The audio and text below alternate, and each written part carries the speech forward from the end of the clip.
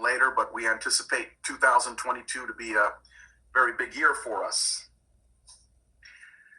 So take this moment to introduce Kellen Popa, and we'll go back and forth as we go through this deck. Kellen?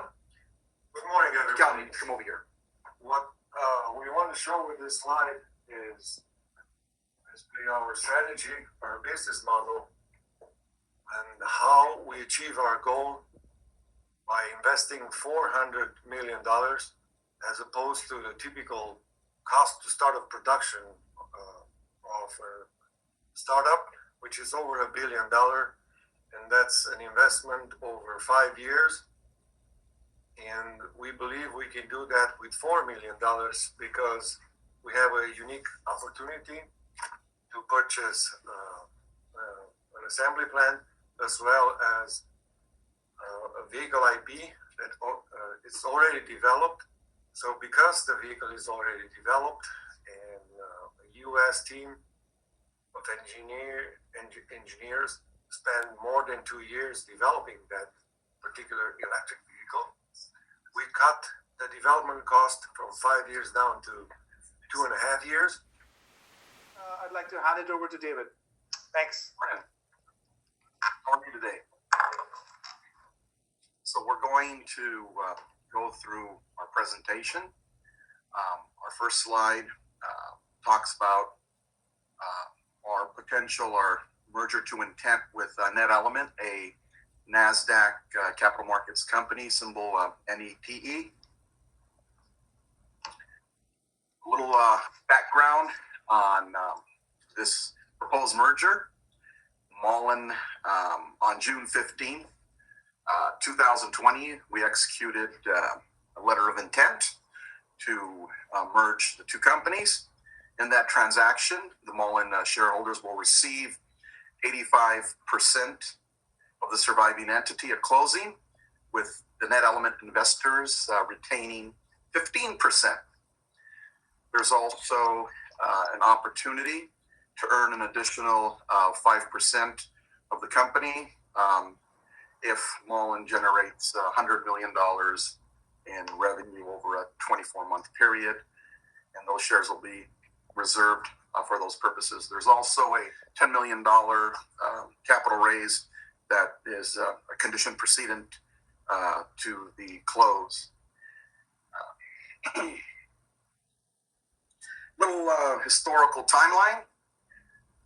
Muln Technologies was formed August of 2014 through acquisitions of several various different automotive assets, one of which was a company called Muln Motor Company, which had been in business for approximately a decade prior to acquiring that entity. They produced a gorgeous hybrid, we'll call it a hybrid, back in 2010 vehicle. They called it a dual core drive.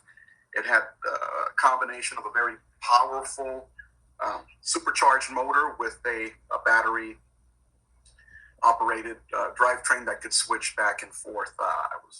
It seemed to be a very interesting proposition.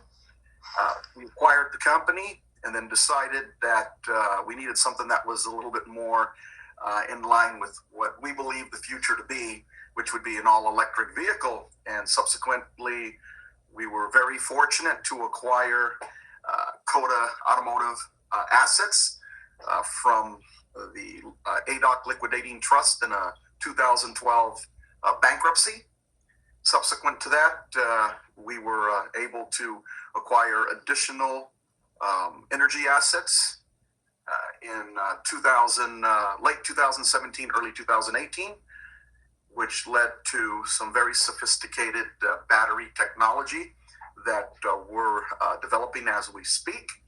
And then we entered into a unique situation for a all carbon fiber, what I believe to be a very sexy vehicle that I thought could be very competitive here in the U.S. We partnered up with a company called Chai Auto. They have a division called Kiantu, and they developed a vehicle called the K50. And together we decided that we would bring that car to America, and we debuted it April of 2019 at the New York Autoshow, and was very amazed the reaction and the amount of attention that we received with that vehicle. We ran a bunch of commercials at the biggest automotive event on the planet, the Super Bowl of racing, and we had a blimp in the sky.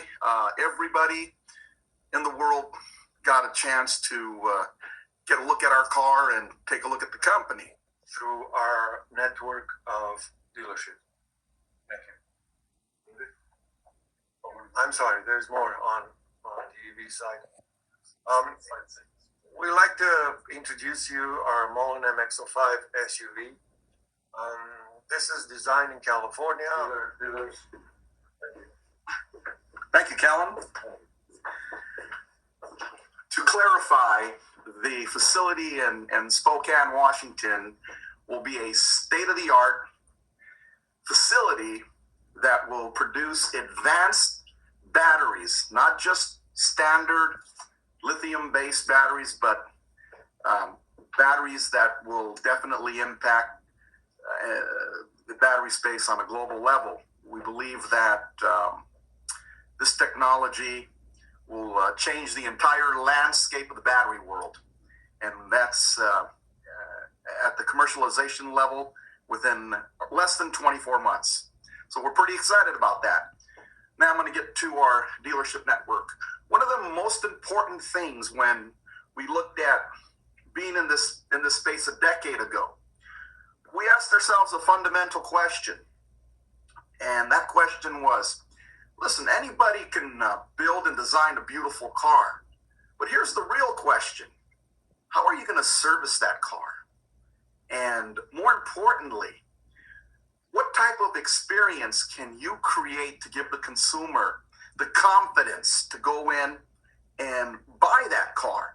And these are all things that we thought acquiring the Coda assets and having to service and be responsible for over 1,000 cars in the market, meaning provide parts, warranty, service, handle recalls, would give us the experience needed that money can't buy. Time can only deliver that, which is, I think, the most critical aspect to any new vehicle manufacturer that intends to get into the space. Again, anybody can make a car. Not anybody can service a car, establish confidence in the marketplace for the consumer to want to go in and buy that car, and to create the trust. The trust is the most important factor. And we looked at all of these things.